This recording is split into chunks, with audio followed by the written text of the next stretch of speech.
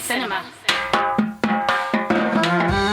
Hey, I'm Paul. And I'm Erica. And we host a podcast called That Aged Well. Paul, what do we discuss on That Aged Well? We discuss movies and TV, mostly from the 80s and 90s, and wonder, was this always so weirdly sexist? was this always super racist? Is my childhood garbage now? The answer is no. Your childhood is not garbage, but some of the stuff we watched definitely is. And we don't want you to not like these things anymore. We still like a lot of these things. If loving Roadhouse makes us wrong, we don't want to be right. So listen to That Aged Well to find out if the stuff you loved as a kid loved you back. Dropping Monday wherever you get your podcasts.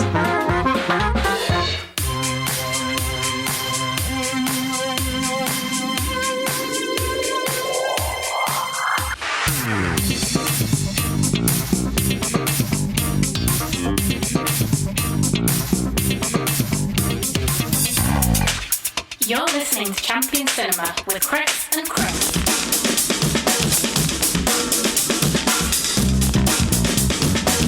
Hello, folks, and welcome to Champion Cinema. I'm Chris with a Candelene C. Yes, and I'm Chris with a Kawasaki K.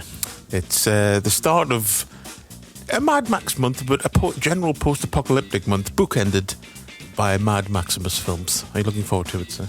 I am. I'm quite looking forward, to getting through Fury Road as well again. But yeah, I suppose as well, I'll try and go see Furiosa. So this week, it's the first two original Mad Max movies, Mad Max and Mad Max 2, a.k.a. The Road Warrior. And we're going to begin, of course, it'd be silly not to, with Mad Max. Madison Maxwell. Angry Maxwell.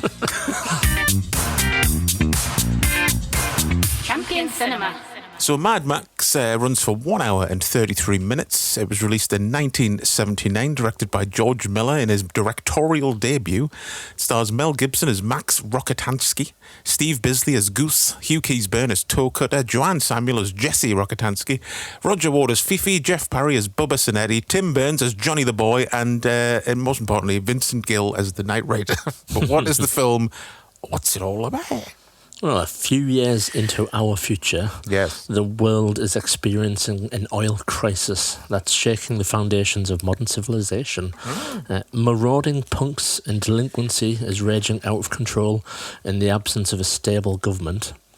Max, who's played by Mel Gibson, is a no-nonsense patrol officer for the main force patrol and is on a mission to violently eliminate every member of a bike gang following a personal tragedy. Very much a revenge film. Yeah, it's just cost of living, isn't it? It's what's going to be like here soon. Basically. So that's where we're headed. It is. And I do like that setup, like a few years. Is it a few years from now, or it's a few years from now. Yeah, that's what I think I just said before. We've said this before loads of times on the show. Never date your film if it's set in the future. Just say a few years from now. It's always going to be timeless if you do. Because they could have easily fallen into that trap. They could have easily went 1998 or something. At the start of the film, and then we would have been watching it now. I suppose we should start at the sort of setting and stuff, because it's one of them where it's sort of the first movie is sort of a post-apocalyptic movie, but not quite. It's not like what you think of when you think post-apocalypse. It's not. Mad Max 2 is the post-apocalypse movie, but this is like a society on the downfall type movie. Like the world is going to shit, but people still kind of try, and there's lawyers and stuff. Yeah, there's still businesses. There's still the police, but it's just the gangs on the road are a bit mental, getting out of control. But yeah, did you see this as a kid? No, I think probably a lot of people saw it like this. I guess I probably saw maybe Thunderdome first, then Mad Max 2. I saw one of them first, and then I saw Mad Max third. Oh, okay. Probably. I'm pretty sure. I can't remember which one I saw first, but I did see them all around the same time. Yeah. Because I had Lethal Weapon. I think this is where I probably saw them in the video shop and passed them by and was probably curious because, Mel Gibson, Lethal Weapon. But I had Lethal Weapon on video, and the start of that had a Warner Brothers trailer on it for the Mel Gibson movies that they had, and it was Mad Max 1, 3, Tequila Sunrise, and Lethal Weapon. But for some reason, the way they edited that trailer was just very appealing to me as a kid. And I was like, oh, I want to see them films. It was basically just a super trailer of Mad Max 1 to 3 set to One of the Living by Tina Turner. Nice. And a few years ago, I just remembered it and was curious, and I found it on YouTube, and it was so nostalgic. Yeah, like something you've not really thought about for years. And it's just like living in your brain. And I couldn't even remember like what. I just knew it was on a video I had, and I couldn't remember what. But just a quick search on YouTube, and I found it. Yeah, that's cool. Yeah, because I remember like saying to me, like, asking my mum about the Mad Max movie, and she was like, I think she'd probably seen them, but she was like, oh, I can't remember. I'll ask Angela in the video shop. And I think it was like she probably like either hadn't seen them for a while or it just was mixing it with something else. But she was like, oh, it's about like a nuclear bomb and they have to stop it from going off. So me watching all three movies as a kid was like, when are they going to get to this fucking nuclear bomb? Just a like wrong setup for you. Yeah, she was probably just thinking of a different movie. I don't know. Like a Bond movie or something. Yeah. I mean, that's a weird one, the first one, isn't it? I suppose it's like, how do you sum it up to somebody that's asking you about it? I suppose you could say it's a revenge movie, but if you've only seen it once and a while ago, I don't know. I could see why Angela would be like, what's it about again? Yeah, just remembering like the aftermath of a nuclear war. And just probably forgetting, like mixing it up with some of the movie. But yeah, it's even like, it's one of those things as well. Like I remember when Fury Road came out, and that obviously, had a lot of people going to see it who'd never bothered with it. Younger people who'd never bothered with the Mad Max movies before. And like, it was kind of annoying and slightly disheartening that when you see people online going, oh, I've just seen Fury Road, I loved it, I'm going to go back and watch the first three, and them going like, oh, it's not like Fury Road. I'm like, well, they're 40 years old. yeah, because it's, I mean, we'll get to it certainly when we talk about Fury Road, but Fury Road is like the pinnacle of Mad Max stuff. Yeah. You know what I mean? It takes everything that they learned from all the previous movies and they just ramp it up to 11. Yeah, it's Mad Max like 2 on Viagra, just waving its stick around for 2 hours pretty much, yeah. So it's like, yeah, it's probably one of the shame about Fury Road that like it just kind of stumps all over Mad Max 2 in some ways. So like any like young people who are watching Fury Road and then go, oh, I'll check them out, they'll probably see these movies as like extremely tame. Probably. Yeah, but for the time, I'm sure there was some people reacted to Mad Max 2 like people react to Fury Road, just like, what the fuck, this is insane. Like, oh, yeah. Which, it's still, you can still look back on Mad Max 2 and just find it like insanely impressive. Oh, yeah, definitely. For the budget and the practicality of how they made it and stuff, and yeah. But back to the first one though, I mean, there's a lot of stuff that's super, like, as low-key as it is compared to the rest, it's more of like it's got its action set pieces and a lot of stunts, but for the most part, it's like a cop. It's the middle section's basically like a drama, like a cop drama, basically. Yeah, massively. Yeah. It's half a revenge action movie, and then, like you said, half a kind of, I don't know, almost like, not coming of age, but like, he comes to realize that like the job isn't good for him, and he leaves and stuff, and he's trying to have a life, and and like, his best friend dies and stuff, and it deals with like the emotional fallout of that. Yeah, I don't know. Does he die? It's implied he dies. I think it's implied he might die. Yeah. I always think it's a shame that like there's a few moments in mainly Thunderdome where there's a few characters where like there's fan theories that they're characters from the original. It's kind of a shame they never brought back anyone that he could have ran into later, like Fifi or like like a burnt goose. I think I read somewhere today that George Miller had an idea that Humongous was going to be Goose in these early ideas, but then he changed his mind, obviously. Yeah, there's definitely scope, isn't there, for that sort of stuff? Like, certainly like Fifi and Goose, definitely. Yeah, Goose is probably I know, obviously, but Max isn't the Max he becomes, but Max is obviously one of my favourite characters in the first movie, but Goose is probably my favourite character in the first movie. He's the most, like, upstanding, like, you can tell he's just a good-hearted bloke. yeah, and he just wants to get these scumbags off the road, basically, and that's why he, like, loses his shit when Johnny the boy gets left off. Yeah, like, I love that scene where he's, like, trying to talk the girl down after it's just being her and her boyfriend have been attacked in the car, and then carries her back, and then, just absolutely loses his shit when Johnny the boy gets off. Yeah, definitely. Yeah. But that scene is terrifying though, where they just smash up the car. Weirdly, I was reading like about cut versions and stuff, and that bit used to apparently be censored on the old video version over here. I know that the film just generally had loads of problems, like with censorship and cuts and stuff, like in various different places of the world where it got released. Was it this one or the second one that was banned in New Zealand for a while? I think it was Ooh, Might be yeah. this one because Yeah. there was something about it that like Yeah, oh God, what was it? there was a scene in the film that related to a real crime that had happened recently or something. Yeah, I've seen that trivia recently. I'm Yeah. gonna say it might be the first one. I and think it was wasn't- the first one. It wasn't released until something mad like 2001 or something in New Zealand. Yeah, something like that. Yeah, it's crazy. It's crazy. Because it did. Mad Max 1 always did have a bit of a, in my mind as a kid, it like a bit of a dirginess around it. Oh, it does. I guess, you know, like, Yeah. ooh, that's like, ooh, Yeah. that's what I mean. Watching them as a kid, I liked them, but they freaked us out a bit. Yeah. I suppose it's just the off-kilterness of some of it. Mm-hmm. You know, like when Goose's hand like kind of drops out of the after he's been burnt and stuff, and then the Mel Gibson's reaction to seeing Goose. Yeah. They all burnt up and stuff.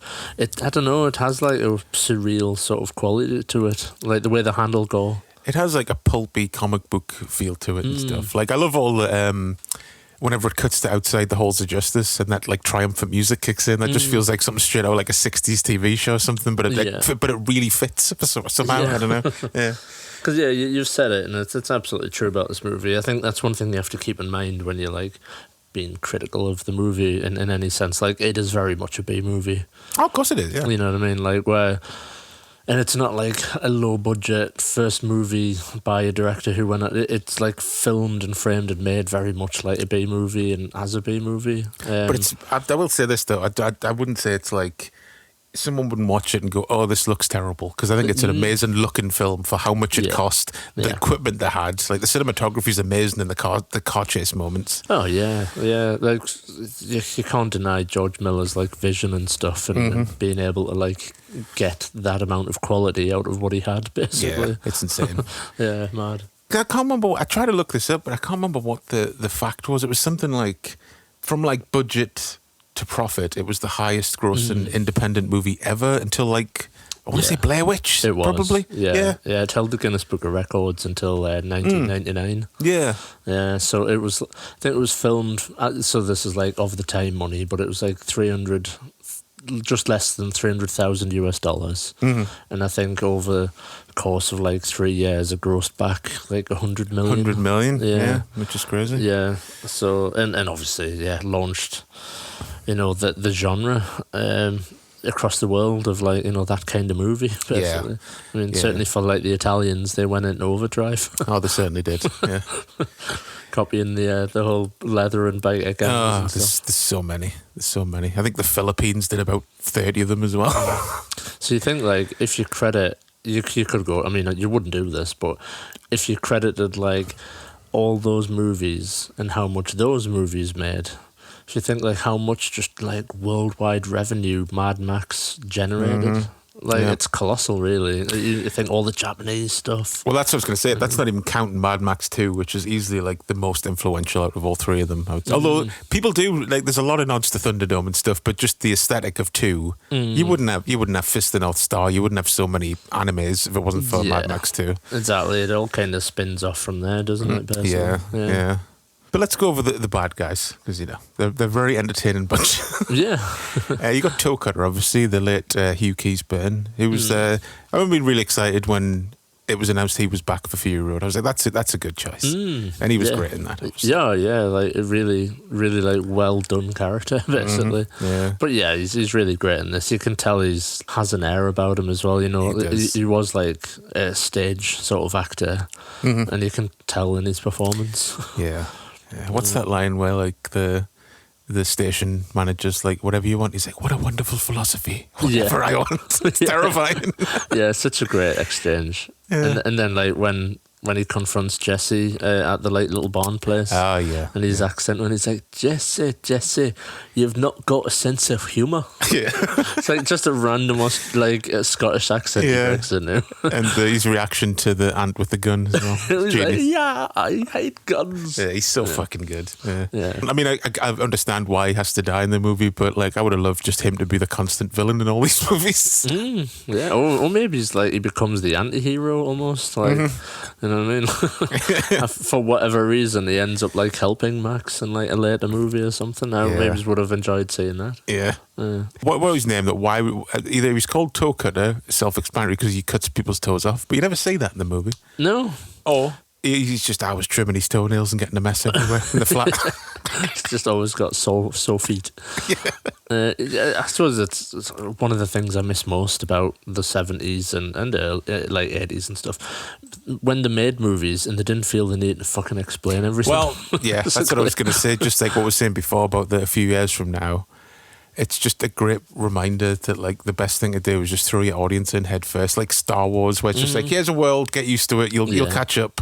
Yeah. And like this, all it takes to get you up to speed is it's a few years from now, things are a bit shit. Yeah, you figure it out yourself on the way. Yeah, basically. yeah. There's Johnny the boy, of course, the little shit of the group who is just a fucking psychopath, but like they just can't control him. He keeps fucking up constantly. Yeah. I'm assuming he's called Johnny the boy because his name is Johnny and he's a boy. Pretty rudimentary name in convention. He's not. He's like he's a recruit. He hasn't got a cool nickname yet. So they're like, "You're Johnny the boy. Shut up." I did hear that obviously in the trivia and stuff, and they mention it on like the documentaries and stuff. The actor Tim Burns was a bit of a pain in the arse because Was he a bit of a method actor? He was very much a method actor, and I think they like chained him when he was chained to the car filming one of the final scenes. That they just left him there for the afternoon. Oh, yeah, but it was like semi-deliberately because they're just like fuck off. Yeah. I don't think some of the bikers were quite like angry, but like not like threatening to kill him, but like people were worried for like Tim Burns' safety sometimes. Yeah. Because he was antagonistic. Just rein it in a bit, mate. It's just a film. I think we joked about that last time. We talked about we were wondering if like Hugh Keys-Byrne just stayed in character the entire time, just all creepy around everyone at the catering and stuff. Yeah, and everyone's like, oh, dead unnerved by him. My favourite name of the bad guys is Bubba Zanetti. What a cool name. Yeah, Bubba Zanetti. Bubba's a really good character as well in the movie. He's great. Yeah, he's terrifying as well. Yeah, he's. I don't know. It's almost like when he dies, it's a kind of a small moment, but it's like.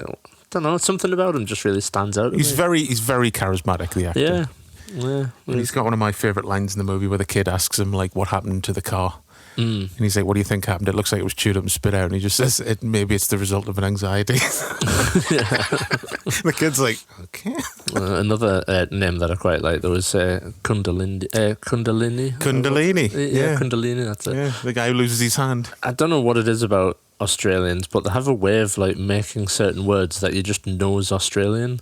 So like if you said like what culture does the word or name Kundalini come from, you'd be like, Australia. I was looking up because like everyone's name's like Toe Cutter. Bubba Zanetti's just like a cool name. There's a guy called Mudguts. But Kundalini, I was like, is that it sounds kind of Italian. Does. But I was looking it up, and Kundalini with a K is derived from Sanskrit word kundala, meaning coiled like a snake. So it has a deep meaning to it. It does. Yeah. Yeah, I think there's that sound though, the kunda. Yeah. That's like a very Australian-y sort of word. Because you could just imagine someone going, oi, Kundalini! Yeah, exactly. You're flaming larrikin, yeah. No, you know for a fact they would just be like, hey, Kundalini, you fucking cunt. Just get straight to it. Because, the C word in Australia is just like calling someone mate. It's kind of like UK, really. Yeah, not like America, where it's like the most offensive thing. Oh, yeah, yeah. Which I'll probably have to bleep out what we just said there. But you know what we're saying. Yeah. For the benefit of our American viewers, listeners.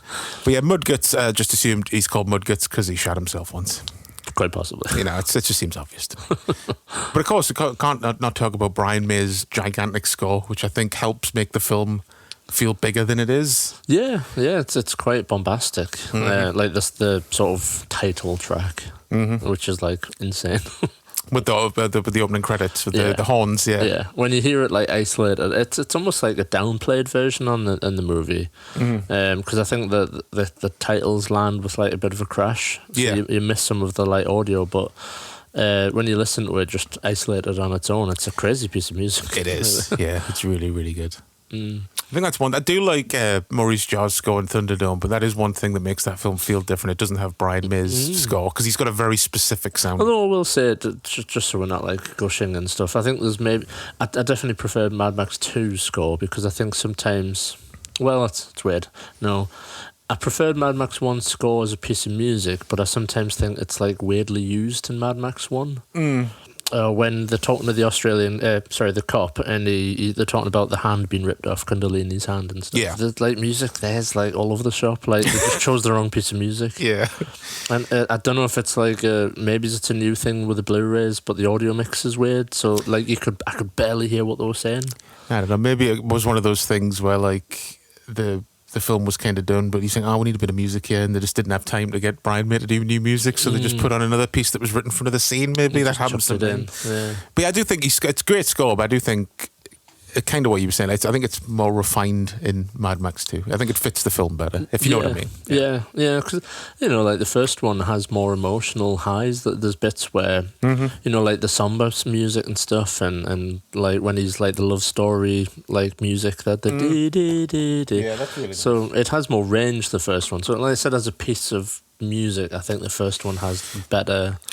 Like a better soundtrack, but it's just not as well used in the second one. Basically.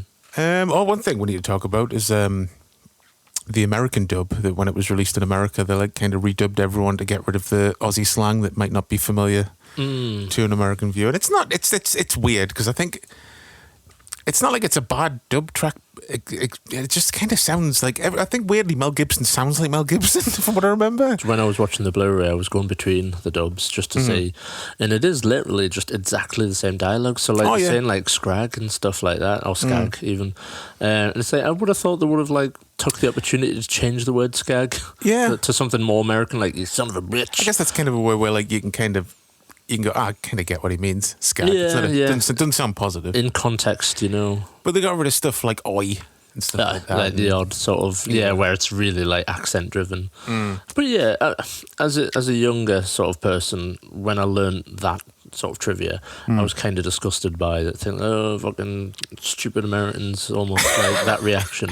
Yeah. But actually, in hindsight, it's like, it was the right choice, though. Yeah, I get it. Because then you think, why the fuck didn't they do Mad Max 2? But there's just more Aussie slang in the first one compared to the second one. The second one's way more straightforward. There's one scene when Jesse's like lying mortally wounded on the table and the two doctors are there talking, and they're just fucking making Australian noises. They're all like, "Oh, Canada, what a please come with your father, fucking organs need donating and stuff." And it was like, what the fuck? You can barely. I mean, don't get us wrong. Some of it is because the audio is just kind of a bit rough. I think they just like didn't do very well, like because I think all the dialogue was recorded in like mono and stuff because they couldn't afford like Dolby and all the rest. But I also think like I could barely understand. I just think Americans would be like, I've got no idea what's being said during this entire scene. Like, is the wife dying? Who knows? It's one of those moments though where like you kind of don't really need to know what's being said. True, you kind of get it, just from Max's face. She has like one arm, one leg. Yeah, in Max's face, you're like, yeah, she's gonna die. It's that grim moment though, where he's like, yeah, she's probably not gonna make it. Just tell her she'll be okay, or something like that. Like really shitty. They're like trying to reassure him or something, like not make him go off the edge, but he's just right there and he hears it all and stuff. Yeah. And he goes, and one of my favourite shots ever is the shot of the underground. Like parking place where he just walks away, disappears, and the car comes out, and you're like, here we go. Yeah, when he like goes to the trunk and gets the leathers out of the trunk, that's really cool as well. Yeah. I suppose before we get too much into the action, I should probably just mention Fifi as well. Obviously, I don't want to like skip over him. No, Roger Ward. He's big barrel chest and he's big tash and he's neckerchiefs and stuff. He's straight out of an anime, or should I say, an anime is just based on him. I've seen so many characters in anime that look like him. Yeah. Just like you said, big barrel chested and the cigar chomping and stuff. Like I kind of want to see more of him. I want to see a spin off of what happened to Fifi, like massively. Yeah. Yeah, he's a guy that would have fucking been like taking care of himself for years in an apocalyptic wasteland, definitely. Yeah, it's such a shame you don't really get enough of him in this film. I will say he's a guy that not benefits, but his dubbed voice in the American one's really good. Yeah, he's just a lot more gravelier. Yeah, definitely. I love the visual of him just with a little scarf on with his watering can. Water on his plants. Yeah. That whole scene's like insane, but it's a good scene. I like the guy who comes in early. I think he's like the chief or something, when he's just wearing like a fucking Bushido practice outfit over his suit and he's got a cane. I'm like, what the fuck's going on? Where's he going? It's just being futuristic. Yeah, basically. I just love how they never mention it or explain it to them. You're just like, okay. He's off to Bushido training, I guess. Again, like you didn't need to be spoon-fed back then. Nope. And like you said, it just adds to like the odd feeling of the movie that it's not quite our time. Yeah. It's everything's a bit off and off kilter and stuff. Yeah. I do like the idea though that, I mean, first, because I think I joked about this last time we talked, but obviously they couldn't afford to shoot in, like, was it Melbourne they were originally gonna, or Sydney, I can't remember. Most of it was shot around Melbourne. Yeah. But I think they were originally going to shoot it like in the city, but they couldn't afford to, like, you know, shut the streets and stuff, obviously, and hire actors and stuff. So they shot it like a bit further into like Victoria Province or wherever it was. Basically, everything just looked a bit run down because in 1978, like a small town in Australia, so everything just looked rough. So it was only like at that moment that they were like, oh, we'll just kind of intimate that it's some sort of post-apocalyptic type world to cover the fact that it just looks really rough. And it does look really rough. Bless that whole like area. The little street that they're on. It looks like a western, basically. Well, that's I was going to say, like, a lot of these films are westerns. They're just post-apocalyptic westerns, basically. Because, there was something I read the other day that around this time in Australia, there was like a fuel shortage in the mid-70s, that it was kind of based on that idea of like, if it got worse, would it be like this type of thing? Yeah, there was in 1973, there was an oil crisis in Australia. Yeah, that's it. Yeah, and so like a lot of places like just ran out of fuel. I mean, Britain had something similar a few times where there was just like, you know, fuel pump shortages and stuff, and everyone freaks out and gets more fuel than they need and shit. There's like two factors, wasn't there, to this movie? Like George Miller being a doctor, in seeing all that sort of shit, like car crashes and injuries and stuff. And then, as you said, like the like, what if? Like, because, you know, I think this is mentioned in one of the documentaries, but I think like somebody like at a garage like opened fire, like shot a gun, and that was only like 10 days into the fuel crisis. Jesus. And it was like big news at the time in certain parts of Australia. And so like George Miller kind of thought, well, fucking hell, if people are behaving like that like 10 days into it, like what if there was no fuel for like 10 years or something, and everyone just would literally go mental, basically. But what about other highlights? Yeah, so let's talk about this, you know, some of the action, obviously. Like the fact that the movie starts up with what would be the climax of many movies, really. Yeah. The big chase scene with the Knight Rider. Oh, the Knight Rider's great. He's such a he's scary. He's just totally off his tits, probably from huffing glue or something. Probably. I don't know. He looks very sweaty and antsy. Shouting AC/DC lyrics. Or Akadaka for your Aussie crowd. And I love the whole running gag of Charlie and Roop, and they're constantly crashing and their car just falling to bits as the more the chase goes on, but he just won't give up until he gets like a windshield in his throat, basically. Yeah, and he briefly comes back with a little voice box as well of that scene. Well, that's what I was going to say. I mean, we'll mention it when we do Thunderdome, but there's a random bit in Thunderdome when he's shoveling the pig shit. And Max like walks towards the camera, and then the camera just pans down to a guy who looks exactly like Charlie, and like looks up at Max like he knows him. And I've always been like, is that supposed to be Charlie? You never know. I don't think it's the same actor, but it looks like the guy. You know what I mean? It's just it's weird the way it just concentrates on this extra for like 2 seconds. Yeah, strange nod. But yeah, great stunt when that blue van gets absolutely smashed. And then it goes through the caravan. Such a good shot. Yeah, good stunt. Good moment, and sets up like Max a little bit as well, like interspersed throughout all the action. There's like just brief shots of him like sat in the car and stuff. Yeah, I just love it goes like the complete opposite of what another movie would do, where you see him getting ready and you know, it gives you the impression this guy's gonna sort it out, basically, because there's a lot of cool hero shots of him. Just, you don't see his face, you just see him put glasses on, put his coat on, and then he just slowly pulls away. It's perfect. He's like, I think that's the really good thing about the Max character. He's like very in control, like a lot of the time. He's not like some like high octane sort of guy. He's just like very downplayed and just does what he needs to do to get by, sort of thing. Yeah, you feel like he's the guy that like only takes risks when he knows it's absolutely going to pay off. Like when he plays chicken with Knight Rider and stuff. Yeah, definitely. Which is another cool character moment where Knight Rider just starts crying. He like realizes he's not getting out of this. He realizes he's fucked. Basically.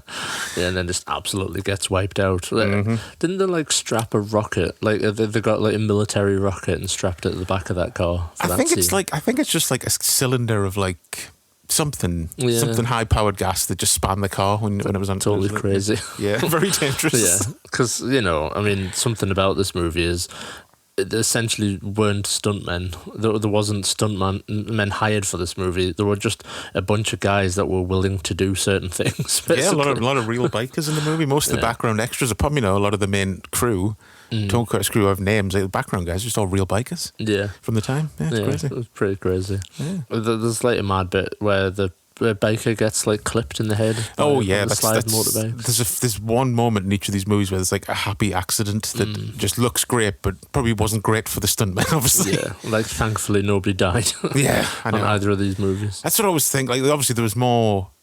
Like, second one had a bigger budget, bigger crews, more safety precautions. But with this one, I'm always surprised that no one died. There's some very hairy stunts, especially towards the end. Yeah. Like there's two bikes that go off the bridge, and every time I watch it, I always expect them to land on the bikes. Well, this is it. Yeah, it's like, God almighty. I think they just literally started rolling and crossed their fingers and toes and just did that stunt, really. I'm not sure they fully planned it out or anything. They're like, just jump the bikes into the river and it'll be all right. So you'll be all right. One thing, though, that I do really love, and I always love this when films do this, like Mad Max, he's a badass and stuff. And like he's got the right motivation. He's out to kill the bad guys.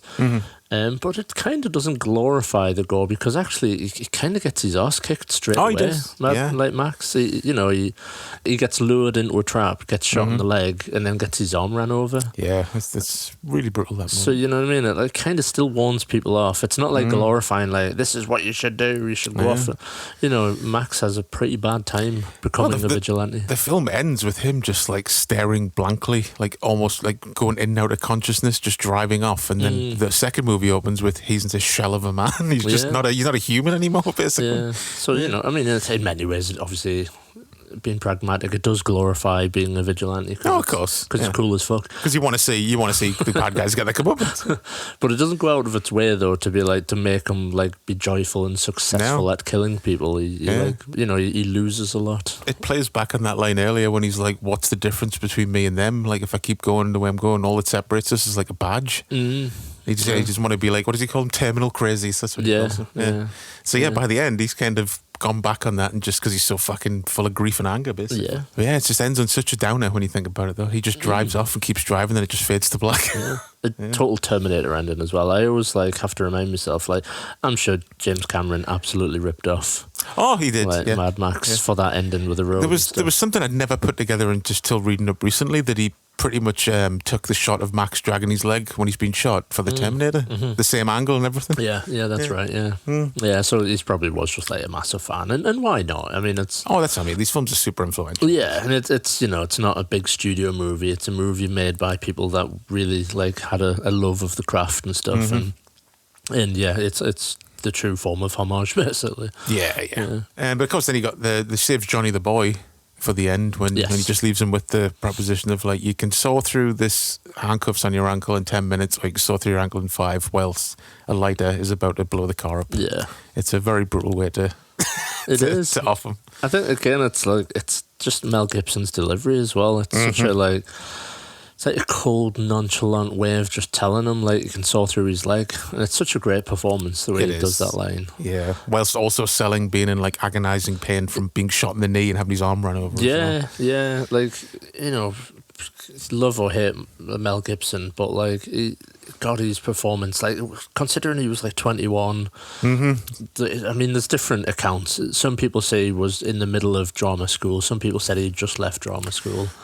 Well, he'd only done one movie the year before this. Yeah, with his mate there, the goose guy. Yes, that's what's called Summer. It's a Surfing movie, Summer City. Yeah, that's right. Yeah, that sounds familiar. But it's just immediately apparent how good of an actor and how much charisma on screen he has and stuff. Yeah, we haven't really talked about Mel Gibson much, but he is fucking great in the movie. Considering his age and his lack of experience, he's one of those guys. He's just got charisma. He's got screen presence. You know what I mean? He's just kind of born to do it, basically. Yeah. And I've said before on the show, I know he's said some awful shit and done some shitty things and probably has some shitty views, but I don't know what it is. I just grew up watching the guy's movies so much that when he does something, I'm less oh, what a dick, and more just come on, Mel. Yeah. Stop disappointing me, Mel. Yeah. Yeah, definitely. Yeah. At least he's somewhat bounced back. Somewhat. It's like Alan Partridge. Champion Cinema. So, yes, Mad Max 2, aka The Road Warrior, which I quite like as a title, The Road It's a good Warrior. title. Yeah. It was released a couple of years later in 1981 with a runtime of 1 hour 36 minutes.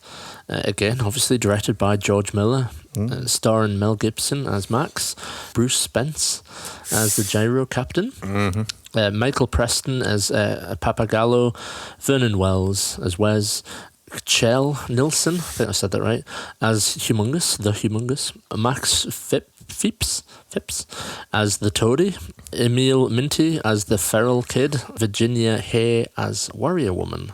I could keep going and going because it's got quite a big cast actually. But I'll leave it there. So what's the Road Warrior about? So set approximately 5 years, give or take, after the original, Max is now a shell of a man. Society is now fully collapsed due to nuclear war. On the hunt for fuel like everyone else, Max reluctantly gets involved with a band of survivors who've set up their own refinery and need help to escape across the wasteland and away from the wrath of Lord Humongous and his band of raving bloody lunatics. Bunch of fucking skags that they are. Bloody drongos, whatever. It's various Australian words that I can remember from Neighbours. I was going to say, we just get all our fucking slang from Neighbours and Home and Away, basically. Fucking battery acid or whatever. But yeah, I love... I mean, the whole movie. It's going to be hard to be critical about. I'm not being crap. I don't have any criticism of this film, so if you have any, you just get out, basically. Fucking shut your face. Like, it opens so well. I think the choice to open it with a narration, I think is really good. I think it sums up where the world is really well with the footage and stuff. Yep. You get footage from the first Mad Max movie. So you kind of get caught up on the character, and it's just such a great starting, really. It's really good. It's one of my favourite openings. It's my opening 10 minutes, I think, of a movie. It's the top 5 favourite opening 10 minutes. And it's got one of my favourite endings as well. So it's kind of capped off. Yeah, the opening narration's so good. It's once the narration's great, then it fades off, the sound booms back in, which I was reading that, like, and I can imagine this would be amazing in a cinema, but the whole narration and the music's all in mono, and then the stereo surround comes in as the car comes in. Yeah. Which I imagine would have sounded amazing. Yeah. And that shot, like him, Max pulling up to the gyrocopter, such a nice shot. The way that, like, the camera kind of dollies, and I don't know, maybe it's on a crane or something, but the car pulls up perfectly to the camera, like, hitting its position. Yep. And you're just like, my God. Like, I'm not, like, a massive nerd generally for camera shots and stuff, but you can just tell, going straight from Mad Max 1 to Mad Max 2, it's like, wow, he's really upped his game.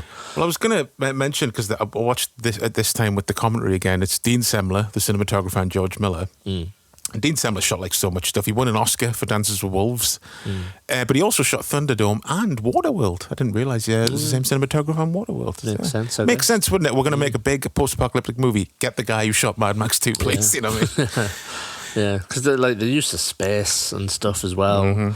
You know, there's times where they're just cameras just wide open and like, you know, it's soaking up all the detail and stuff. It's crazy. Yeah, he uses the like aspect ratio perfectly. There's a lot of good compositions in the movie. Yeah, definitely.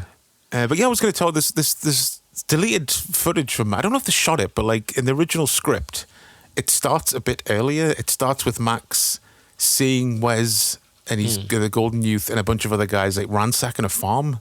And they've hung like the people who live there from a tree, and then Wes hears the engine of the car, spots Max, then they give chase, basically.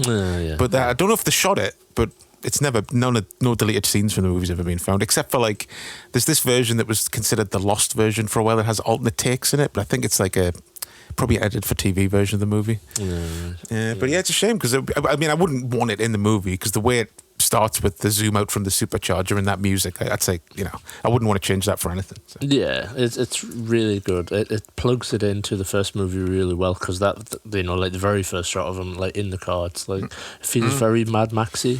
Yeah. Basically, so you immediately know oh, this is the sequel, and if you're familiar with the first movie, you just know straight away where you are with it, kind of thing. It's very familiar. But yeah, I can see why they changed the because I think the first movie got a limit, didn't get a wide release in America, so they figured call it a different, call it the Road Warrior, and if you look at it as a standalone movie, it works because that narration kind of sets up everything. So yeah. Like I said, it's one of the rare occasions where I kind of don't mind the alternate title in the US thing. It kind of really worked well. And it's not like it's pulled out the arse. They do call him the Road Warrior in the movie. So. Yeah, definitely.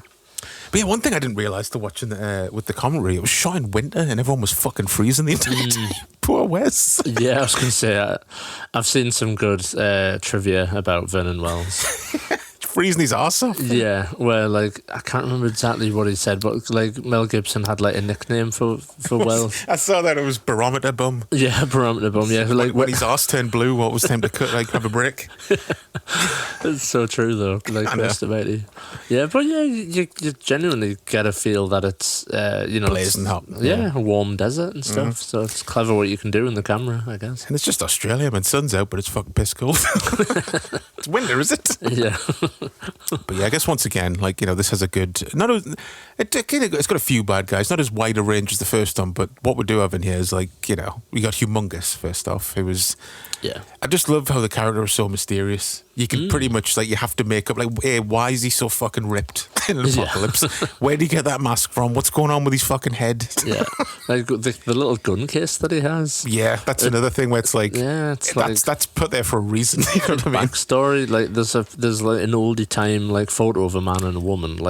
Is that his parents? And there's a Nazi a Nazi skull and bones emblem on there as well. Yeah, and a few medals and stuff. So it's probably just random stuff they chucked together. Yeah, but but just a hint for here's something that could be a bit of history to the character without having a flashback or something. Yeah. I did find a quote from George Miller though. He said, in his mind, he could be a former military officer who suffered facial burns, and he might have served in the same outfit as his counterpart Papagallo. So that's in his mind, probably just to help him write. You know what I mean? Yeah. But I found another thing though, whether this is canon or not, the novelization says Papagallo was an executive at a petroleum firm, which makes sense how he can just set up his own refinery in the middle of the desert. Yeah, of course, yeah. Yeah, interesting. Yeah, it's stuff like that. Like you said, it's really handy when you're writing a character to give them history without putting it on screen, but have that history there. Yeah, it helps you as a writer to just get into the headspace, I suppose. Yeah, because obviously, another thing that's often talked about is the whole Wes and the golden child, golden youth. Yeah, it's just through sheer imagery. I guess there's an implication of sexuality and stuff. Yeah, but I think George Miller's often said before, it's more I think he has it in his head that Wes rescued him. Yeah, and he's a surrogate sort of son to him sort of thing or something. That's just reminded us actually, because I saw a quote from Vernon Wells who said they weren't a couple. He saw him as a son. It was a father and son relationship. And just remembering there, another description I've seen of that opening scene is that Wes was rescuing Golden Youth from another gang at the time. I don't know if that's why he first rescued him, but he's supposed to be rescuing him in that opening scene that was cut. But yeah, it's just another character thing, though, isn't it? The fact that he's got a guy in the back of his bike rather than a girl, a babe sort of thing, archetypal sort of character. But it's interesting. It makes you wonder what's going on there. Yeah, with that guy, he could just be really two-dimensional, more hawked bad guy, but there's just an extra layer to him that he really gets. He obviously feels something for, because he gets really fucking angry when he dies. It's such a brutal death as well. Oh, it's awful. Yeah, I don't know how the fuck they shot that, but it looks like they just chucked a genuine bladed boomerang at a guy's face. It's reverse photography with it being pulled away really fast or something. Yeah, I think so. On a wire, but it looks great. It looks like two takes put together very quickly and maybe undercranked a little bit, but either way, it looks very impressive. Yeah. It looks like it's properly wedged in his head as well. It's a great effect with minimal sort of special effects. Yeah. But yeah, I think it was. I know, I've read that originally the Warrior Woman character was written as a guy, and I think maybe Golden Youth originally was written as a woman. But a quote from George Miller was well, I just thought in the future gender would be interchangeable, so it doesn't matter. Yeah, which you know is what I mean? Insanely progressive. I know, it's insanely forward thinking, isn't it? Yeah. But yeah, I was going to say, of course, we've said these films influential in a lot of movies, but also wrestling. I mean, you had the Road Warriors tag team. Yeah, of course. And you had a character called Humongous. I don't know where he wrestled, but I know like Sid Vicious was Humongous for a while. And it's just the same fucking get-up and everything, the mask, everything. Yeah. But and of course, when Toadie introduces him as the Ayatollah rock and roller, Chris Jericho would use that at one point. Yeah. So massively influential. It's insane how influential this movie is, really. Yeah, because it's like Mad Max 1's massively influential in terms of like it opened the door. Yeah. And you know, like Australian filmmaking was suddenly like people were taking notice of it and things. But then, like, I feel like the actual art inspiration that's going on in like Mad Max 2 is like far bigger. And oh yeah. And as we've already talked about, you know, like all the Japanese stuff. I mean, they really latched onto that sort of aesthetic of like, you know, they melded it with their own post-apocalypticness because you know Japan already had that. You know, like Godzilla and the atom bomb and stuff, and Neo Tokyo after a disaster and all that. The constant fear of like a mad earthquake, you know what I mean, wiping out Tokyo and stuff. But then, like, they just smashed it together with like the Mad Max aesthetic and you know things like I'm trying to think. The names just popped out of my head as well. Violence Jack. Violence Jack. Thank you. Yeah. With Violence Jack, like that's just a direct consequence of like Mad Max, basically. Yeah, definitely. Guys on bikes and big shoulder pads and stuff. Like, essentially, Fist of the North Star is like the ultimate form of entertainment for us. It's Mad Max with Kung Fu. Yeah. Yeah, totally. And over-the-top gore. Exactly. Yeah, it's a shame, you know. It's a shame, like... I know there's the Fist of the North Star movie with Gary Daniels, which is fine. It's decent. It's watchable. I just wish someone would give, like... someone like 100 million to just make an insane R-rated Fist of the North Star movie. Yeah, or maybe it's like a really decently paced TV show. Yeah, you know, like just sort of match the format of the long sort of format of the anime and stuff. Yeah, or the manga, I guess. Yeah, you could just remake the TV show episode by episode, live action. Do it. Yeah, why not? We're good at a time when we're getting things like One Piece and stuff. I know. Yeah. I'd say why not? Yeah. Maybe it's too violent though. Who knows? Well, I mean, fucking hell. Shit, it's like The Boys, for example. If they can get away with it, then fucking Fist of the North Star can. People clinging onto giant dicks and stuff. Exactly. People jumping in dick holes and shit like that. But anyway. Yeah, there was one funny thing that, like, you know, obviously Lord Humongous hockey mask. That the guy who plays Shelley in Friday the 13th 3, essentially the character who gives Jason his hockey mask. Yeah. Like, he got the role in Friday the 13th 3 standing outside of a cinema handing out leaflets showing the Road Warrior. Oh, God. Isn't that weird? Yeah. The writer saw him and went, shit, you're the character we've been writing? And he was handing out flyers for the Road Warrior. Crazy connections. That's bizarre. Yeah. Oh, very good. But of course, yes, let's talk about Vernon Wells, obviously. Moving on to the bad guys as Wes. Yeah, what a great performance. Like, it's so good. There's a really nice bit in one of the documentaries when Vernon Wells is talking about how he just felt he couldn't do the character Wes because he was like, oh no, that's just not who I am. I'm too nice, basically. He's like, I cannot be that sort of person. Yeah. But it was like George Miller who said, well, you know, just hang fire, like go and get like done up and put into the costume and stuff. And they like didn't show him himself in a mirror. That they got him like dressed up, did the makeup, shaved his hair and everything, and then they took him back to George Miller, and George Miller was like, "No, you've definitely got this." Yeah. And then Vernon Wells saw himself in the mirror and was like, "Bloody hell!" Yeah, I can imagine. Like seeing you not having any idea what you look like, and then seeing yourself as Wes, you would suddenly get the courage to play that character, I think. Yeah. So yeah, really great transformation. I always forget, like, we used to love that bit, you know, like his deep guttural voice. We always used to quote that bit. The you can run but you can't hide line. You can run but you can't hide. Yeah. He sounds like Max Cavalera or something. He does, yeah. I guess I wonder, is that his actual voice or is that a dubbing thing? No, I think they've just pitched his voice down. Yeah. Because if you watch the original trailer, it's just his voice, like his normal voice. I've just remembered, yes. Yeah, because he's all like, you can run. Yeah, he's a lot more like nasal and kind of scarier in a way. Because it's all like the cadence sounds exactly the same. So I think they've just taken his dialogue and just pitched it down. Or he's redubbed it and they've pitched it down, one of the two. Yeah, I totally forgot about that until you said, the original audio. Yeah.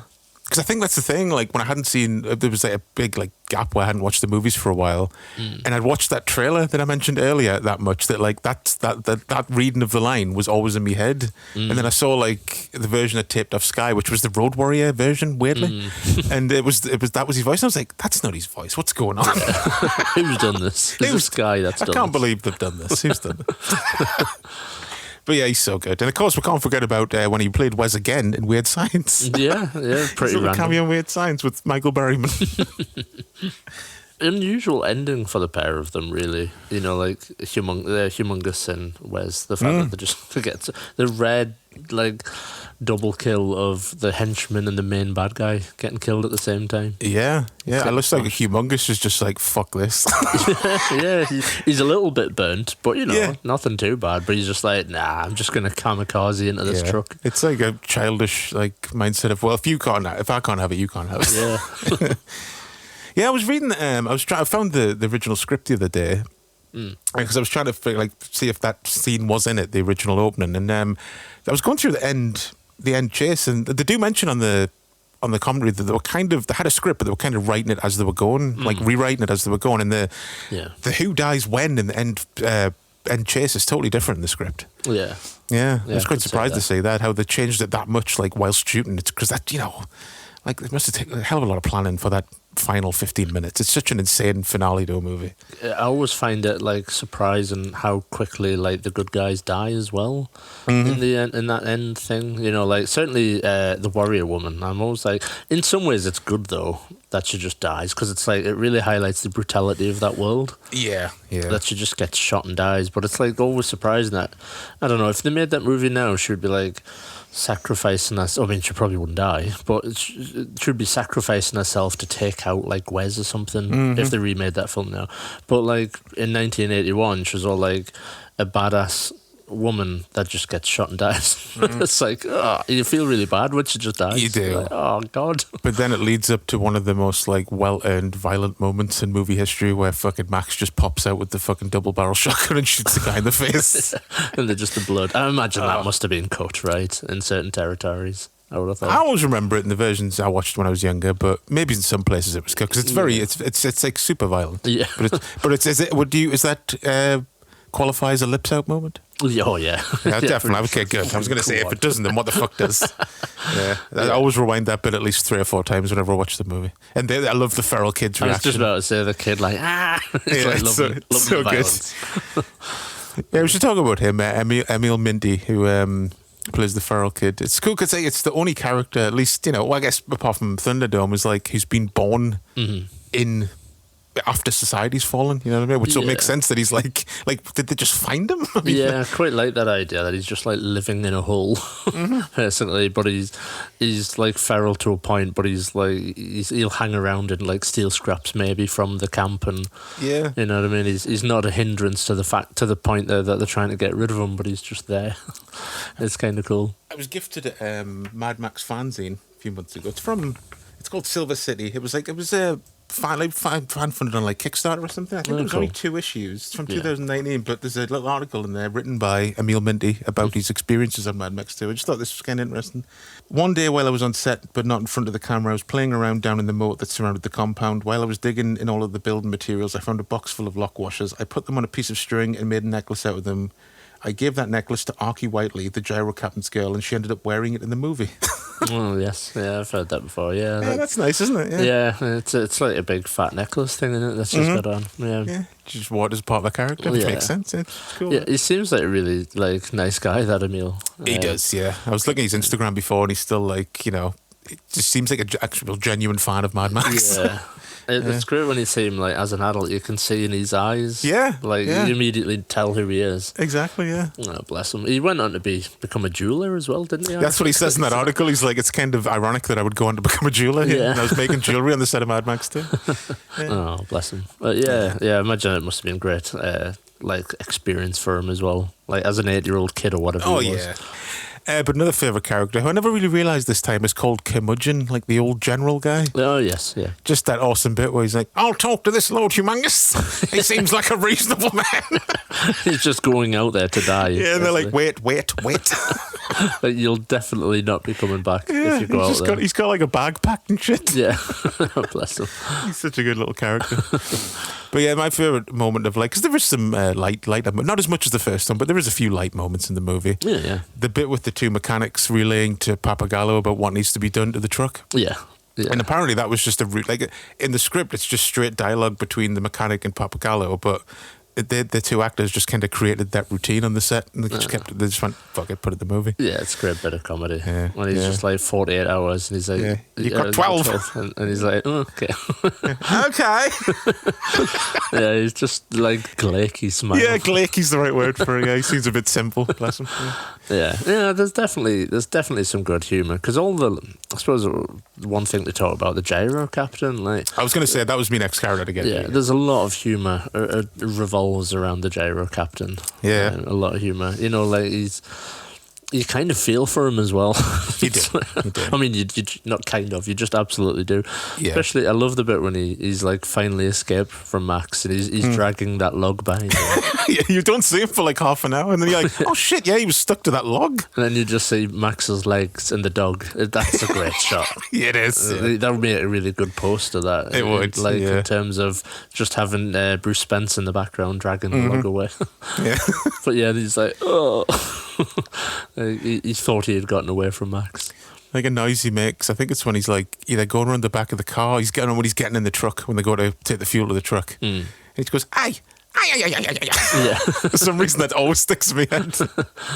It's just proper Bruce Spence noise, basically. I love Bruce Spence. It's fucking insane that Bruce Spence is in like the Mad Max trilogy, the Matrix trilogy, Star Wars prequel trilogy, and I think he's in the extended version of Lord of the Rings. Yeah, he plays like the mouth or something, doesn't he? That's insane. Yeah. Like, how many? He's in like every major trilogy of like the last 40 years. It's crazy. Yeah. But yeah, that scene, like, it's probably just there to like react how the viewer would react. But the scene where they're watching and he's got the telescope and stuff. Oh yeah.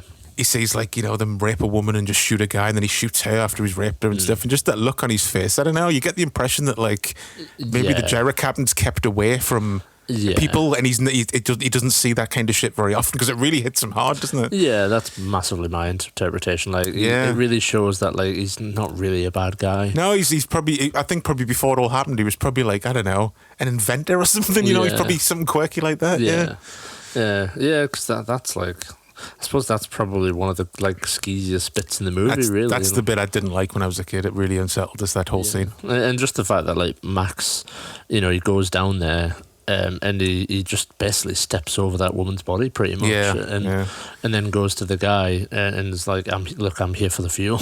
Yeah, he's like, thank you, and he just goes, save it, I'm here for the fuel. Yeah, it's just like, wow, like, that's how detached the Max character is, really. He's a complete shell.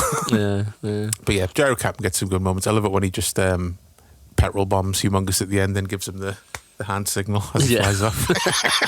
Yeah, dropping snakes as well. What a great, like, idea. Yeah, just chucking snakes on the it's like the cop guy, one of the villains, with like the dart gun thing. Yeah.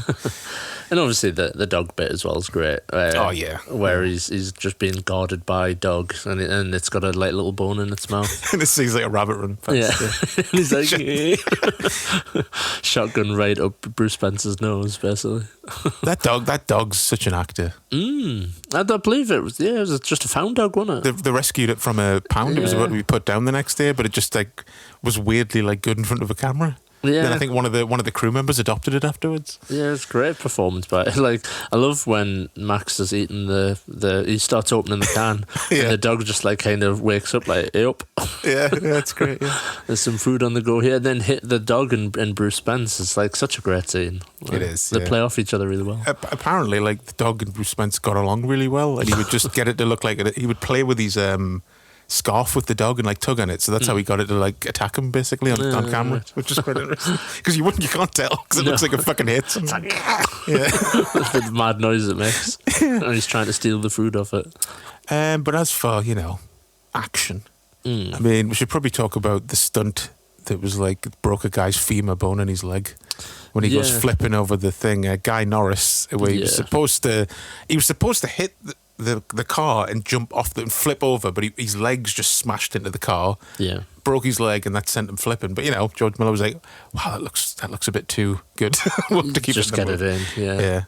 Yeah. There's an interesting bit in the making of Mad Max 2 where he talks about it, George Miller, and he's very like open about it, saying that like in many ways it was kind of his fault, not his fault as such, but he wanted the vehicle to be like rocking when it like came to a stop, and like so they attached a cable on it, and somebody was like pulling the cable to make the vehicle like have a little bit of motion. So they didn't want it. George didn't want it to just be stationary. He wanted it to be like visually moving during the stunt, and also he thought, well, the vehicle's just crashed, so there would be a lot of debris in the air from it crashing. So they set up like a little thing that shot loads of dust into the air. And he said, like, just because of those two like aspects, the stuntman he couldn't like judge where the vehicle was basically, and sent him like fucking spinning. But apparently, this is what George Miller says in the interview. His leg wasn't actually broken. Oh, wasn't it? What actually happened was, and he hadn't told anyone about this. The stuntman, a couple of like months earlier, he had broken his femur, and he had metal pins in his leg, and it was the metal pin that had broken. It had bent severely, the metal pin in his femur, but like hadn't actually broken the bone. And like apparently, there was a medical paper written about it because people didn't think it would be possible to like bend a big metal pin that without breaking your femur or something. But that's what he says in the interview anyway. Well, I know he was there. He was like he continued working on the movie with a cast after that because he's made out stronger stuff than me. He came back and did his, the final scene basically on the truck and stuff, which is like, I think because he played Bear Claw, didn't he? I was going to say, he's the guy that's like dies grabbing onto Max's shoulder in the truck. Yeah. So pretty fucking hardcore that. But it's such a lucky, happy accident, like you said. Visually, it looks bloody crazy. Such a memorable bit of the movie. Yeah, spinning out of control. Say what you will about CGI and its overuse in Hollywood and stuff, but when it comes to cars getting obliterated and stuff, maybe it's good that we don't have these people driving these vehicles anymore, fucking putting their life on the line. I mean, you look at Fury Road. That's a perfect mix. Yeah, exactly. You've used CGI to enhance great stunts. Yeah. That's what we should be doing now. Still do real stunts, but just don't do shit that could, like, if there's like a 20% chance you could die. You know what I mean? Where, like, with that stunt that we just talked about, like, such a super dangerous stunt. They definitely shouldn't have done it, but it looked great. But nowadays there would definitely CGI something like that. They would half CGI it and half stunt. They would maybe just like drive the empty bike into the buggy and then CGI him like flipping or something. But it's mad that nobody got really badly injured apart from him. No.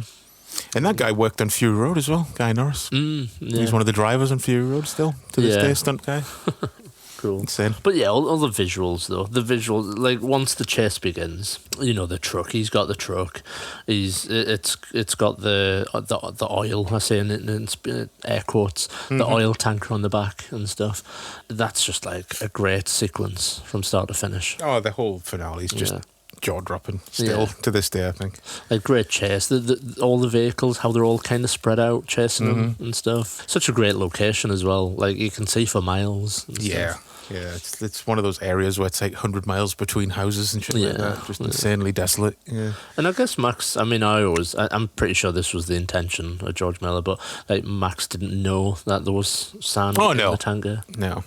Yeah, which is kind of cool. Like it wasn't like a double cross; it was like the right kind of double cross, basically. That they did it so they could get away and also have the fuel, like have the cake and eat it, basically. Yeah. That final shot of just it's revealed that the narrator is actually the feral kid.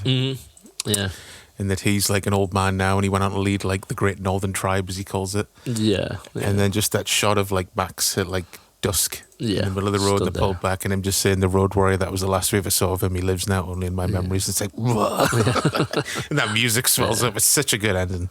It's like really good that it like I fully accept the mythology now of like the Mad Max franchise is just a collection of stories being told by people. Yeah, that makes sense. Yeah. And that's why, like, some of the details are off. I fully accept Tom Welling in Fury Road. Tom Hardy. Sorry, Tom Hardy, not Tom Welling. Tom Welling. Give it time. They'll make one with him in. But yeah, I fully accept that. Like, it's just a different iteration of Max because it's been told by somebody else around a campfire sort of thing. Yeah, I saw a good sum up of it recently. I think it was on the Mad Max subreddit I was looking over the other day, and it said, like, Mad Max 1 is the true story, the true origin of Max. That's its own thing. And 2 and 3 are people retelling stories of when they came across the Road Warrior in their life. And that makes total sense to me. Yeah. So yeah, it's Mad Max 2. Masterpiece. Yeah, I'm trying to think, is there anything we've missed? I'm sure there's probably like tons of stuff we've missed, to be fair, because we could probably just talk about this for hours. Yeah. As I said at the start of it, I think probably the biggest sad thing about it is just that it's like extremely tame compared to Fury Road. Fury Road probably does everything better, being brutal. I'm like the opposite way, though. I think Fury Road's too over the top. Yeah. That's why I never really... I was like, when I first saw Fury, like, I liked it and I respected it, and it's like, it's an insane accomplishment. It's really well filmed, but I'll get to it in a couple of weeks. But I was just like, what you think. I was just like, it's too much for me. Yeah, it's too loud. Yeah. I was like, this isn't my Mad Max. That's what I was thinking. Yeah, that's interesting. Like when dads got annoyed when watching Casino Royale with Daniel Craig, like, he couldn't resist. I was like, mate, Steve Gibson, no. Yeah, totally. I do get it. Like, I'm at that age now where I can look back at like older films and go, it's not the same. Stupid. I think it'll be interesting to like kind of get back to Fury Road because it's been a while since I've watched it. Yeah. And just see how I feel again watching it now that it's like nearly 10 years old, more. 10 years next year. Yeah, 10 years. Just fucking insane. Fuck me. Yeah. I'll be dead soon. Hey. Champion Cinema. Let's get on to merchandise. So we'll start with posters. Let's start with like the original poster art of the time. So we've got the UK poster art by Tom Bovey, who also did the Zombie Flesh Eaters poster in the UK. Cool. That just makes him one of my favourite poster artists now that he did Mad Max as well. Because I do like that original UK Mad Max art, even though, like, we were talking a few weeks ago, like, the American one sheet and the UK one, it's technically Goose. Yeah. Especially the American one, because he's even got, like, the fucking knee brace, like the metal shin protector and stuff. Yeah, it definitely looks like Goose. And it's almost like...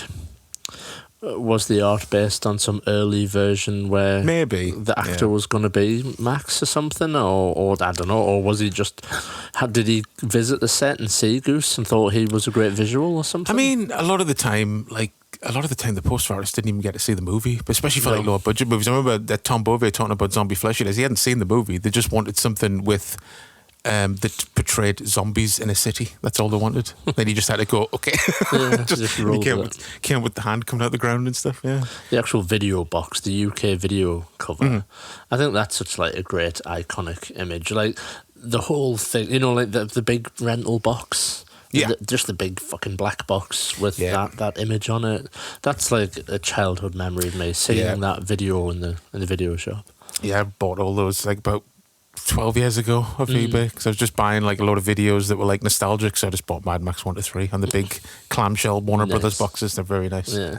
But yeah, like I was going to say, like I think a lot of movie posters back then, like they were talking about on like the Escape from New York poster on Red Letter Media recently, it was like it's more of a montage, a sum up of the movie.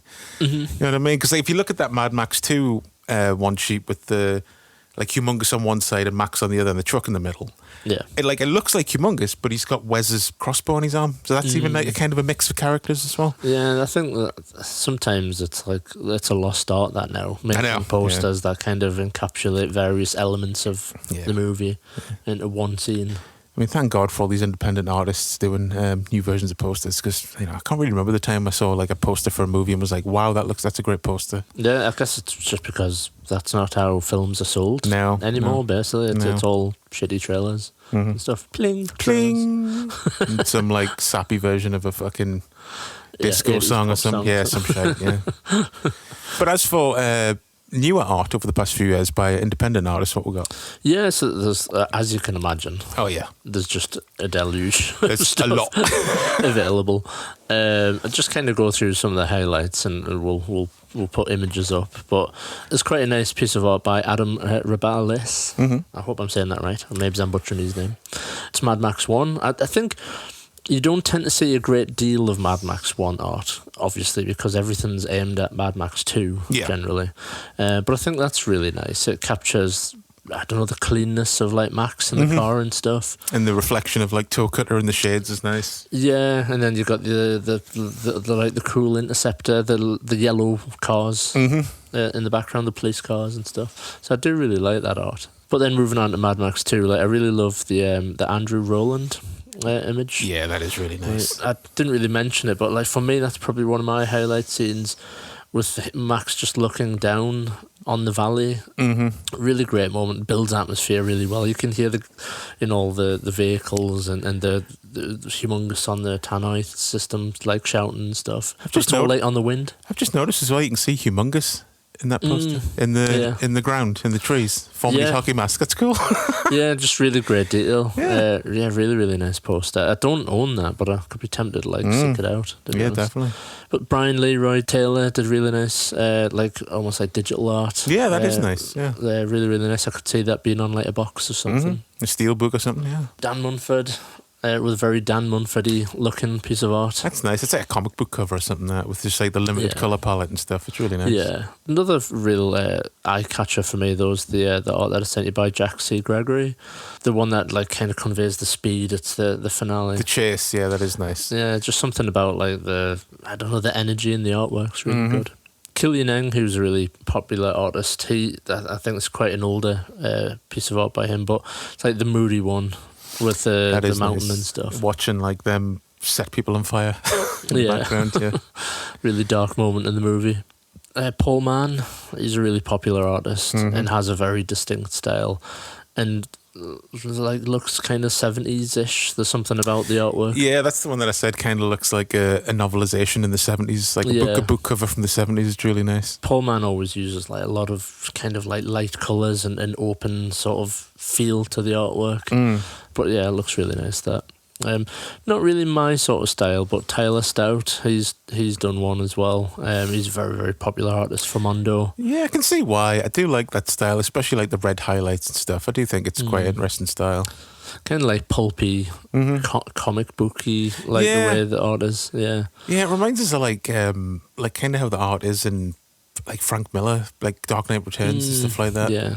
Like big outlines and stuff, and like exaggerated features and stuff. Yeah.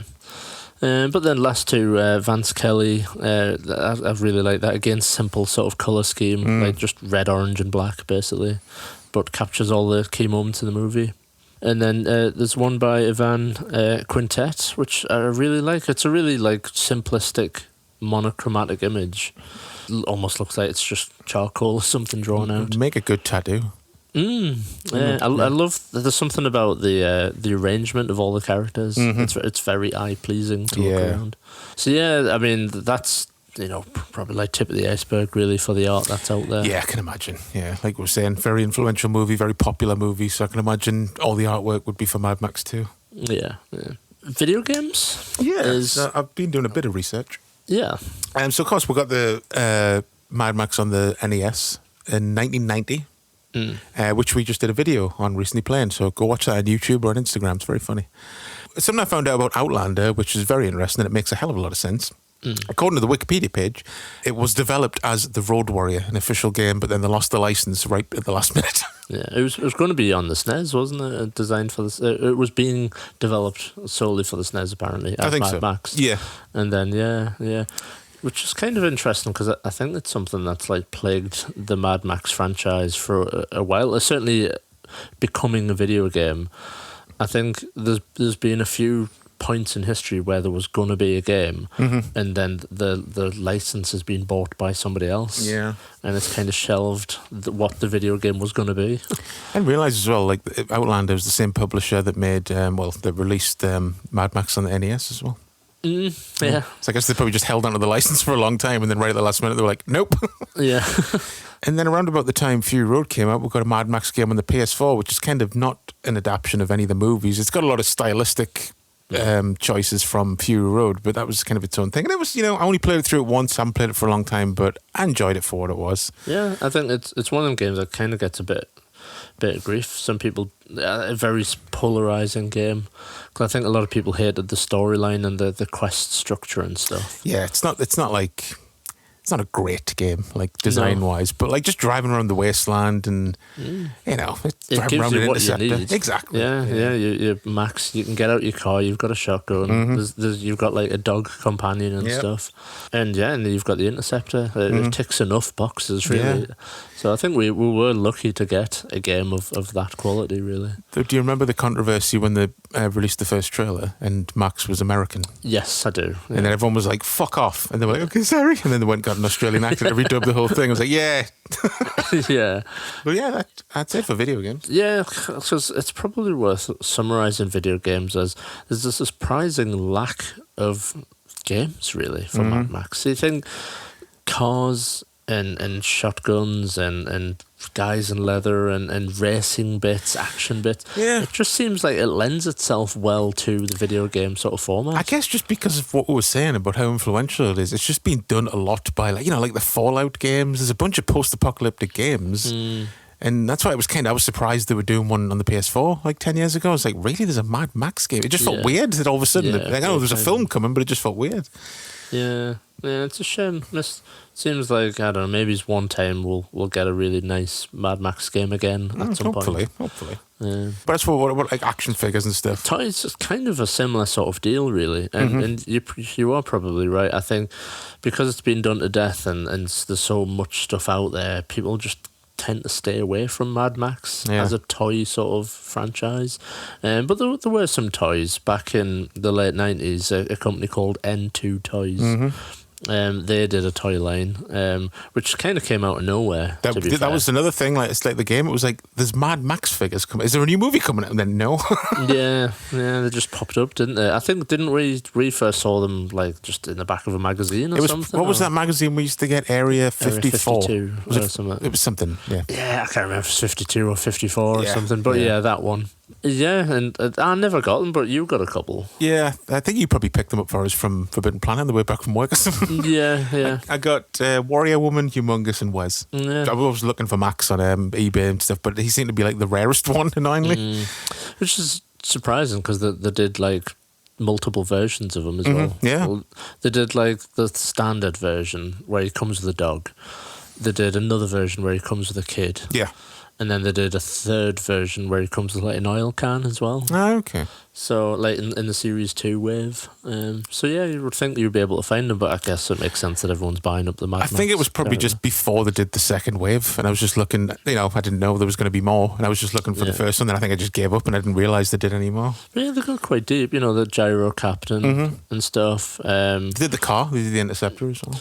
I was looking at that actually. I'm pretty sure I'm right on this, that they had prototypes and they even had the box prototype, but it was never actually released. Oh, fuck. Yeah, there was also plans to do the gyro as well, the gyrocopter itself, as well as the Captain. But sadly, they just never come to fruition. The company, I think they just had a very like flashbang sort of existence. Yeah. They did the Matrix figures, that kind of launched them. They did Mad Max figures. They announced they were going to do Fifth Element figures, of all things, and had prototypes as well at Comic-Con. And then sadly, by early 2000s, they were gone and bust. Yeah, it's a shame. So, yeah, shame. Yeah, because that Mad Max line was under the Road Warrior banner, wasn't it? They were like the Road Warrior figures. Yeah, I thought that was.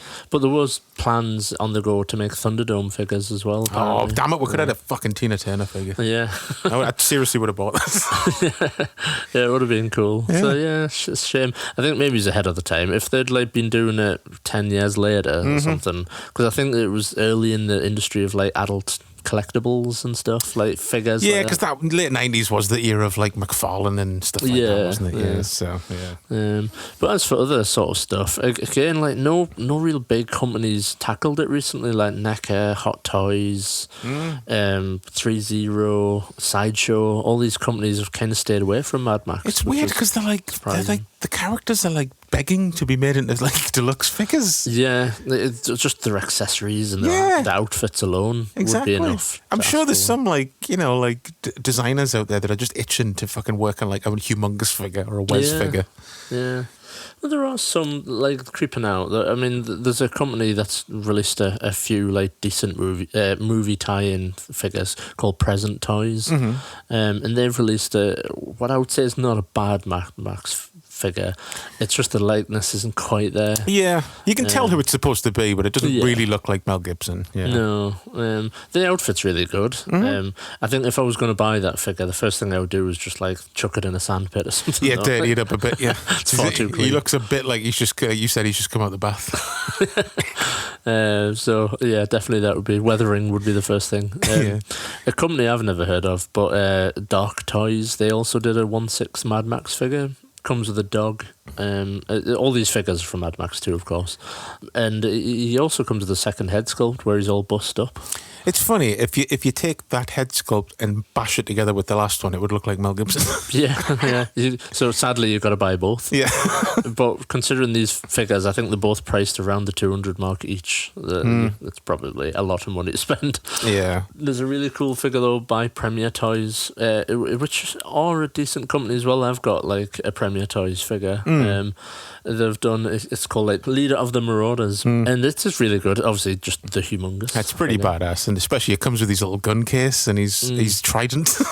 So they've put a lot of love into it, obviously.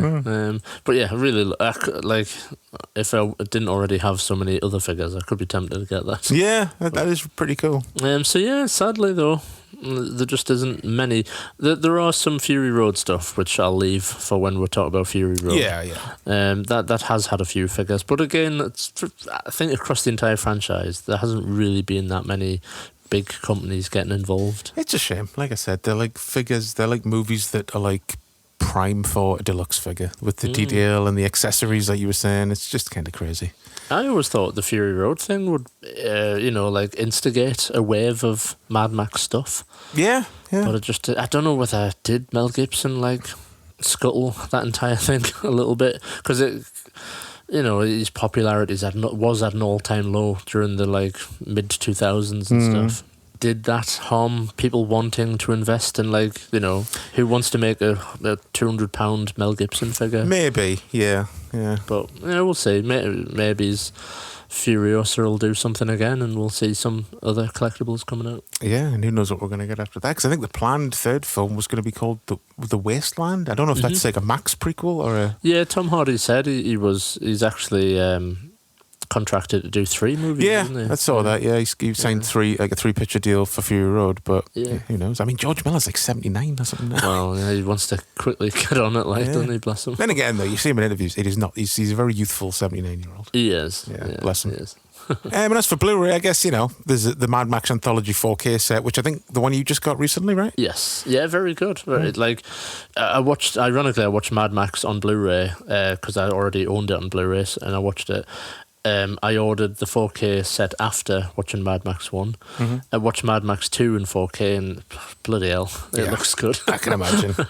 And then I watched clips of Mad Max 1 on 4K and was like, oh my god, it looks crazy sharp. Yeah. Really nice. They've restored the shit out of those films. Do you want to tell everyone why you bought the anthology box impulsively? It was just because I forgot I owned the American version, basically. And by default it just plays in the American dub, and it's an extra feature, the Australian dub. And I was just like, ugh. So I just went straight online and bought the 4K. Well, I mean, it's Mad Max, you've got to upgrade it to 4K if you can.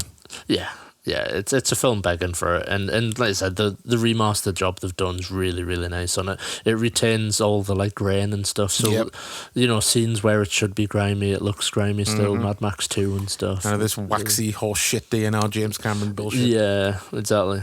Yeah, so I highly recommend getting it. And even at full price, because I got it with a voucher. I think it's £40 full price. I'm tempted to say it's like a bargain, really, for 4 movies.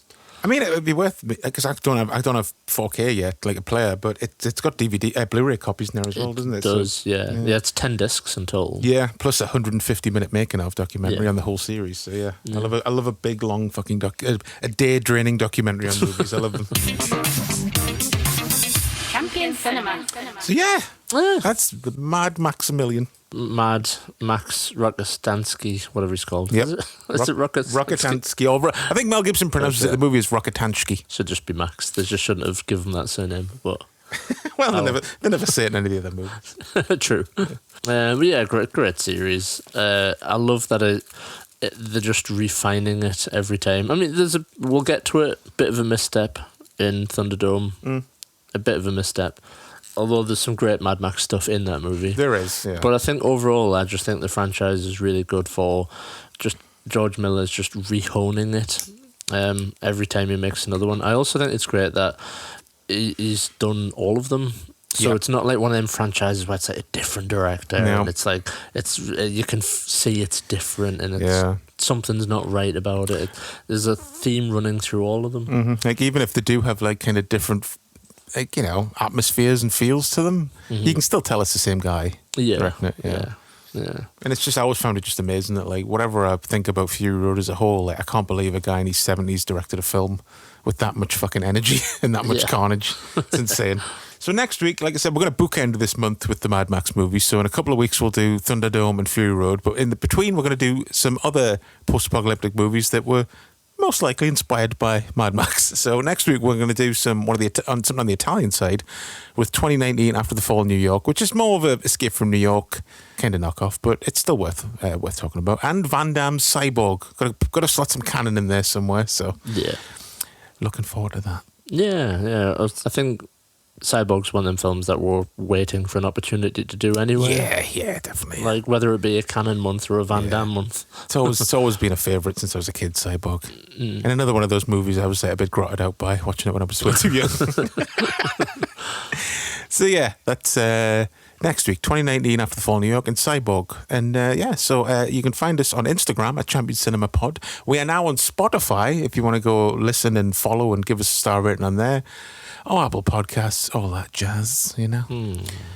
And we're going to be putting up videos because we got together last week and we did a bunch of short videos playing through shoddy movie tie-in video games. So we're putting them up over the next couple of weeks. So go find us on YouTube at Champion Cinema. And until next week, folks, we'll see you on the road, Skags. Yeah, see you in the wasteland. Also down the pit. And on the hip. Bye. Bye.